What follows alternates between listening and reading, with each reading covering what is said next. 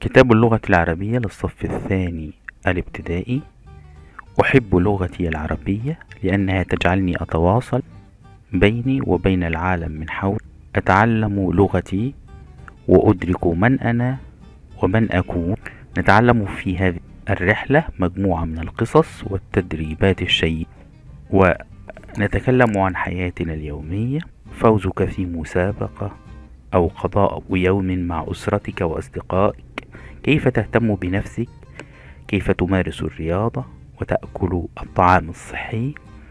تخيل نفسك عندما تكبر، تحدث عن مهنتك المفضلة التي تود أن تعمل فيها. تأمل الكون من حولك، أين نعيش؟ انظر إلى السماء، القمر، الشمس، النجوم، الكواكب. أين تعيش في العالم؟ ما هي